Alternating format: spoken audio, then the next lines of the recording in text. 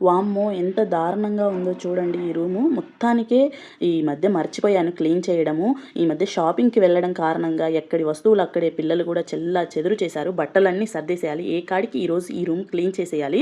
ఒక్క రోజులో అవ్వదులేండి. ఒక 1 అవర్‌లో ఈ రూమ్ క్లీన్ చేయడం అనేది అంత ఈజీ కాదు. ఎలాగోలా ఈ రూమ్‌ని క్లీన్ చేయడం అనేది స్టార్ట్ చేశాను. ఫస్ట్ బట్టలైతే చెల్లాచెదురు చేసేశారు కబోర్డ్స్‌లో. అవి మొత్తం ఫోల్డ్ చేసి నీట్‌గా పెట్టేసి మీద షాపింగ్ చేసిన ప్యాకెట్స్ అలానే మొత్తానికే పెట్టేసాము. అవి కూడా సర్దేసేయాలి. ఊర్లో మా ఇంటి దగ్గర ఒక పెద్దావిడ ఉందనమాట. ఎప్పుడన్నా షాపింగ్‌కి వెళ్ళినప్పుడు నాకు చీరలు తీసుకురమ్మా కాటన్ శారీస్ అని మనీ కూడా ఇచ్చారు. పాపం ఆవిడ కోసమే నేను ఈరోజు తీసుకున్నాననమాట. ఈ కాటన్ శారీస్ ఎలా ఉన్నాయో కమెంట్ చేయండి తప్పకుండా. చాలా బాగున్నాయి. నాకైతే మంచిగా నచ్చాయి. ఇంకా ఆమెకు కూడా నచ్చుతాయని అనుకుంటున్నాను. ఎక్కడ చూసినా ఈ పిల్లల బొమ్మలే. మా వాడు చూసాడా ఎక్కడంటే అక్కడ ఇంకా పెడుతూనే ఉంటాడు టాయ్స్. ఇంకా అవన్నీ తీసి సర్దేస్తున్నాను అనమాట.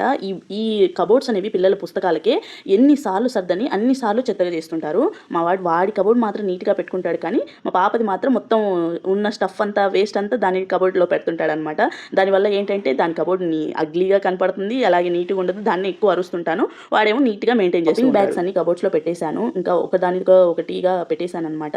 మొత్తం ఎలా అంటే ఇంటి మొత్తం కవర్సే అయిపోయాయి. ఆ షాపింగ్ కవర్సే అనిపిస్తుంది. అందుకే మొత్తం నీట్‌గా పరిచేసి ఇంకా చాలా ఉంది. 1 అవర్‌లోనే అయిపోతుంది. క్లీన్ చేయడం ఇది పార్ట్ 1 మాత్రమే. పార్ట్ 2 నెక్స్ట్ వ్లాగ్‌లో చూసేయండి.